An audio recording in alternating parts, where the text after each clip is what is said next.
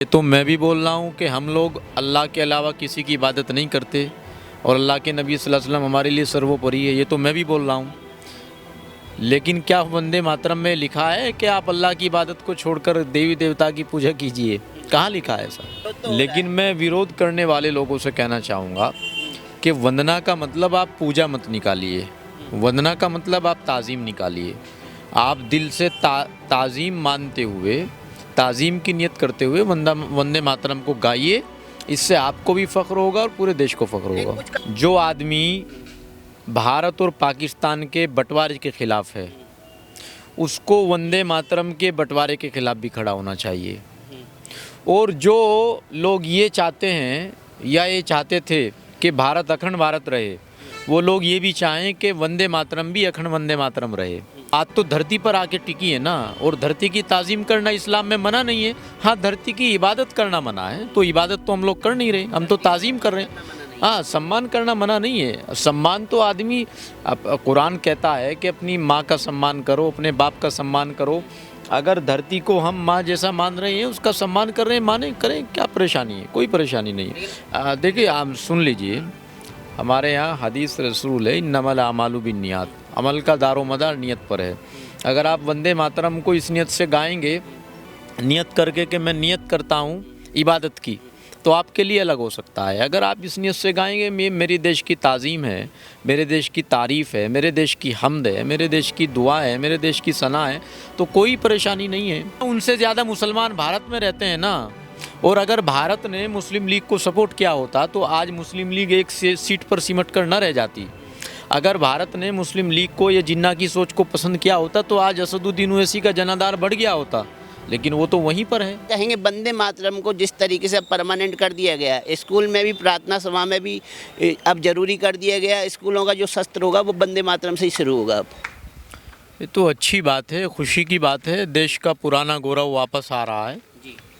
और सरकार को भी मुबारकबाद, पूरे देश को मुबारकबाद कि देश फिर से अपनी ऐतिहासिक चीज़ों को वापस ला रहा है और पूरे देश में एक खुशी का माहौल है, एक अच्छा वातावरण है। बाकी कुछ लोग तो हैं जो लोग हाँ, लेकिन इस्लामिक लोग बटे हुए हैं। कुछ लोग इसका विरोध भी कर रहे हैं, कह रहे हैं तो संविधान पे हमला है कि हमारे ऊपर थोपा जा रहा है वंदे मातरम। नहीं, कहाँ बटे हुए हैं इस्लामी लोग? आपको किसने बहका दिया? हम इस्लामी नहीं हैं क्या? आप हैं, लेकिन मैं जमीयत हिमायतुल इस्लाम का नेशनल प्रेसिडेंट हूँ। सहारनपुर से आता हूँ। सहारनपुर इतना बड़ा एक धार्मिक क्षेत्र है जहाँ दारुल देवबंद है, जहाँ माता शाकुंभरी देवी है।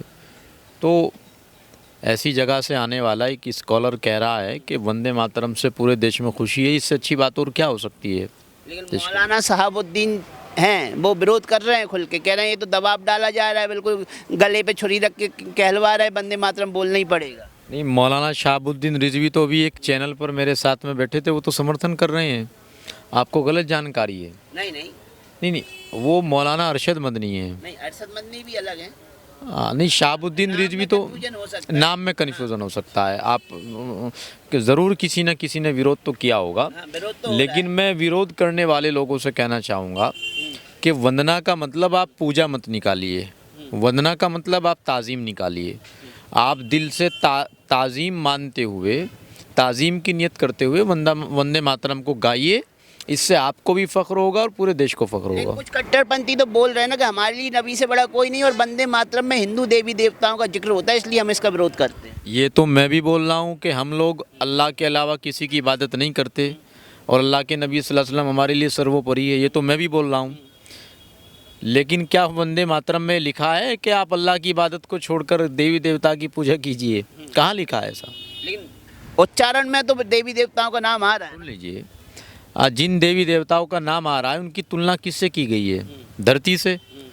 बात तो धरती पर आके टिकी है ना, और धरती की ताज़ीम करना इस्लाम में मना नहीं है। हाँ, धरती की इबादत करना मना है, तो इबादत तो हम लोग कर नहीं रहे, हम तो ताज़ीम कर रहे हैं। हाँ, सम्मान करना मना नहीं है। सम्मान तो आदमी, कुरान कहता है कि अपनी माँ का सम्मान करो, अपने बाप का सम्मान करो। अगर धरती को हम माँ जैसा मान रहे हैं, उसका सम्मान कर रहे हैं, माने करें, क्या परेशानी है? कोई परेशानी नहीं है। देखिए, आप सुन लीजिए, हमारे यहाँ हदीस रसूल है, इन्नमल अमालु बिन्नियात, अमल का दारोमदार नियत पर है। अगर आप वंदे मातरम को इस नियत से गाएंगे, नियत करके कि मैं नियत करता हूँ इबादत की, तो आपके लिए अलग हो सकता है। अगर आप इस नियत से गाएंगे मेरी देश की ताज़ीम है, मेरे देश की तारीफ़ है, मेरे देश की हम्द है, मेरे देश की दुआ है, मेरे देश की सना है, तो कोई परेशानी नहीं है। तो देश का सम्मान रखने के लिए हर मुस्लिम को वंदे मातरम गाना चाहिए। हर मुस्लिम हिंदू छोड़िए, आप क्यों लो, आप लोग रात दिन मीडिया के लोग नहीं, आप क्यों लो हिंदू मुस्लिम करने पर लगे रहते हैं। हर मुस्लिम को नहीं, हर राष्ट्रवादी को, हर देश के नागरिक को गाना चाहिए। लेकिन ओवैसी जैसे कट्टरपंथी तो खुल के विरोध करते ही हैं। आप कह रहे हैं हर मुस्लिम हिंदू क्यों करते हैं, लेकिन मुस्लिम कम्युनिटी के लोग भी विरोध भी तो करते हैं। आप तो समर्थन कर रहे हैं, लेकिन कुछ लोग विरोध भी करते हैं। देखिए, ये वो लोग हैं जो लोग, मैं समझता हूँ मेरी नज़र में, जो आदमी भारत और पाकिस्तान के बंटवारे के ख़िलाफ़ है, उसको वंदे मातरम के बंटवारे के ख़िलाफ़ भी खड़ा होना चाहिए। और जो लोग ये चाहते हैं या ये चाहते थे कि भारत अखंड भारत रहे, वो लोग ये भी चाहें कि वंदे मातरम भी अखंड वंदे मातरम रहे, संपूर्ण वंदे मातरम रहे। तो अब संपूर्ण वंदे मातरम ही गाया जाएगा। गाइडलाइंस आ गई है गृह मंत्रालय। हाँ बिल्कुल गाएंगे, फ़ख्र के साथ गाएंगे, बिल्कुल गाएंगे। क्या मदरसों में ये हो पाएगा? अरे क्यों आप मतलब बातों में से बात निकाले जा रहे हैं, क्यों नहीं हो पाएगा? मदरसे से निकले राष्ट्रवादी लोग, पता नहीं आपको आज़ादी में मदारिस का कितना बड़ा योगदान है। क्या मौलाना अबुल कलाम आज़ाद देश के सबसे पहले शिक्षा मंत्री, क्या वो मदरसे के पढ़े नहीं थे? क्या देश के लिए मिसाइल तैयार करने वाले डॉक्टर APJ अब्दुल कलाम का ताल्लुक़ मदारिस से नहीं था क्या? और मदारिस से निकलने वाले मौलाना, मौलवी, मुफ्ती आज़ादी के वक़्त शामली से लेकर दिल्ली तक कितने लोगों ने फांसी के फंदे को चूमा। और जब देश ग़ुलाम हुआ था, देश को आज़ाद कराने के लिए 1857 में सबसे पहला फतवा मौलाना फजल खैराबादी ने दिया, जो एक आलिम थे। मौलाना हुसैन अहमद मदनी ने दिया, अंग्रेज़ों की फ़ौज में भर्ती होना हराम है। उलामा का कितना बड़ा किरदार, कितना बड़ा मेयार देश की आज़ादी में। आप लोग कहने कि मदरसे में नहीं गाया जाएगा, अरे सबसे पहले मदरसे में गाया जाएगा। आइए आप हमारे मदरसे, क्या जिन्ना का समर्थन किया देश के मुसलमानों ने? आज भी पाकिस्तान से जिन मुसलमानों को अपनी बगल में लेकर जिन्ना भागा था, उनसे ज़्यादा मुसलमान तो भारत में रहते हैं। पाकिस्तान में जितने मुस्लिम रह रहे हैं उन लोगों ने तो समर्थन किया। अरे पाकिस्तान बना। अब तब ना उनसे ज़्यादा मुसलमान भारत में रहते हैं ना।